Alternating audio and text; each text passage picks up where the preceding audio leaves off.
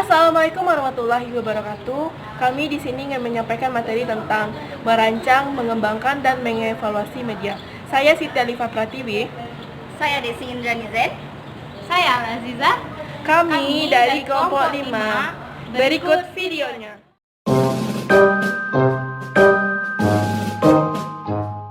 Membahas tentang materi merancang media pembelajaran.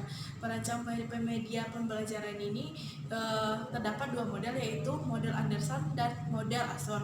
Yang pertama, kita akan membahas tentang model Asor, di mana model Asor ini yang pertama itu adanya analisis limer, di mana analisis terhadap pelajar, di mana tingkatan pengetahuan dalam pembelajaran secara maksimal. Yang kedua yaitu state objektif atau nyatakan objektif, di mana menyatakan standar dan tujuan pembelajaran yang spesifik untuk kegiatan yang dilakukan. Yang ketiga yaitu select method, media, or material, di mana pilih keadaan, media, dan bahan, di mana memilih strategi pengajaran teknologi dan media yang disesuaikan dan memutuskan materi yang diberikan. Yang keempat yaitu analyze media and minimalist, di mana guna media dan bahan yang melibatkan peran pembelajaran untuk menggunakan teknologi, strategi, dan materi yang untuk membantu mencapai pembelajaran. Yang kelima yaitu require learner participation atau melibatkan pelajar, di mana agar menjadi efektif pengajaran sebaiknya mengharuskan keterlibatan aktif secara mental. Yang keenam yaitu evaluate and revise, yaitu nilai dan kajian semula. Tidak hanya nilai semata tetapi juga melihat proses pengajaran secara keseluruhan. Selanjutnya saya akan membahas tentang model Anderson.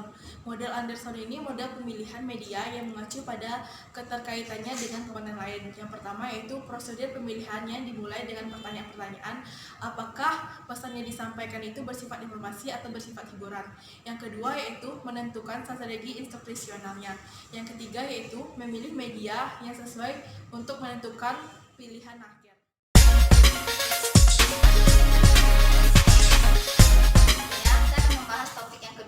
Yaitu mengenai merancang media pembelajaran. Untuk yang pertama yaitu merancang media pembelajaran audio. Seperti yang kita ketahui bahwasanya media audio merupakan salah satu bentuk media pembelajaran yang menekankan pada indera pendengaran yang berbentuk kata-kata maupun pesan nonverbal maupun verbal. Nah, kelebihan dari media audio ini adalah mudah untuk digunakan. Namun, tentunya kesulitan yang didapati oleh seorang guru adalah ia harus memiliki keahlian ataupun kemampuan khusus dalam mengembangkan media audio ini. Nah, contoh media audio ini adalah seperti compact disc dan radio serta laboratorium bahasa. Selanjutnya yaitu yang kedua yaitu merancang media pembelajaran visual. Nah, media pembelajaran visual ini menekankan pada aspek penglihatan siswa. Nah, untuk media visual ini terdapat 4 poin. Yang pertama, media visual yang diproyeksikan. Yang kedua, media visual tidak diproyeksikan. Media visual yang bergerak serta media visual yang tidak bergerak. Nah, contoh dari media visual ini bisa seorang guru menerapkan PPT atau PowerPoint yang menarik sehingga siswa mampu belajar dengan baik mengenai materi yang akan diajarkan melalui media visual tersebut. Ketiga yaitu merancang media grafis. Nah, media grafis ini termasuk dalam salah satu media visual di mana ia berbentuk gambar-gambar ataupun angka-angka. Nah, jenis media grafis ini bisa berupa gambar ataupun foto. Untuk dalam mata pelajaran ekonomi bisa menerapkan gambar berupa pengangguran di suatu daerah ataupun hal lainnya. Yang kedua bisa berupa poster. Yang ketiga berupa grafik. Nah, grafik ini bisa menunjukkan dalam ekonomi seperti grafik angka-angka pengangguran selama kurun waktu 5 tahun terakhir.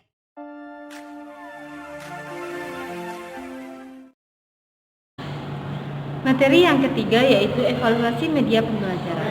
Evaluasi media pembelajaran adalah suatu proses kegiatan untuk mengetahui apakah media yang digunakan dalam proses belajar mengajar tersebut mencapai tujuan yang telah ditetapkan atau tidak. Di dalam mengevaluasi media pembelajaran ada beberapa tujuan. Yang pertama yaitu mengetahui apakah media pembelajaran itu efektif. Yang kedua yaitu untuk mengetahui apakah media pembelajaran tersebut dapat diperbaiki atau ditingkatkan. Dan yang ketiga yaitu menetapkan apakah media itu cost efektifnya dapat dilihat dari hasil belajar siswa. Dan yang keempat yaitu memilih media pembelajaran yang sesuai untuk dipergunakan dalam proses belajar mengajar di dalam kelas. Yang kelima yaitu menentukan apakah isi pembelajaran sudah tepat disajikan dengan media yang telah digunakan. Dan yang keenam yaitu menentukan apakah isi pelajaran sudah tepat disajikan dengan media yang telah digunakan. Dan yang ketujuh yaitu menilai kemampuan guru menggunakan media pembelajaran. Dan yang kedelapan yaitu untuk mengetahui apakah media tersebut benar-benar telah menyumbangkan terhadap hasil belajar siswa. Dan yang ke-10 yaitu mengetahui sikap siswa terhadap media pembelajaran yang telah digunakan tersebut. Dalam mengevaluasi media pembelajaran, ada rambu-rambu yang perlu diperhatikan dalam melakukan evaluasi terhadap media pembelajaran tersebut. Yang pertama yaitu relevan dengan tujuan pendidikan atau pembelajaran. Yang kedua yaitu penyesuaian dengan waktu, tempat, dan alat-alat yang tersedia dan dalam tugas pendidik. Yang ketiga yaitu penyesuaian dengan jenis kegiatan yang tercakup dalam pendidikan. Yang keempat yaitu menarik perhatian peserta didik, maksudnya yaitu harus dapat dipahami oleh peserta didik. Yang kelima yaitu sesuai dengan kecakapan dan kepribadian pendidik yang bersangkutan. Yang keenam yaitu kesesuaian dengan pengalaman atau tingkat belajar yang dirumuskan di dalam silabus. Yang ketujuh, keaktualan atau tidak tinggal zamannya. Yang kedelapan yaitu cakupan isi, materi atau pesan yang ingin disampaikan. Yang kesembilan yaitu skala dan ukuran.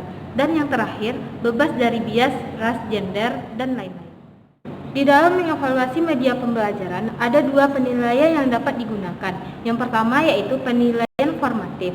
Penilaian formatif adalah suatu proses yang dimaksudkan untuk mengumpulkan data tentang efektivitas dan efisiensi penggunaan media yang digunakan dalam usaha mencapai tujuan yang telah ditetapkan. Dan yang kedua yaitu penilaian sumatif.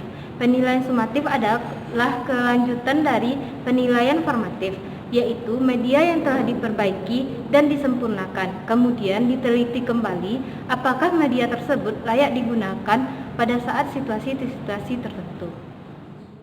Sekian video dari kami, semoga bermanfaat. Jangan lupa like, Comment and subscribe. sampai jumpa. Assalamualaikum warahmatullahi wabarakatuh.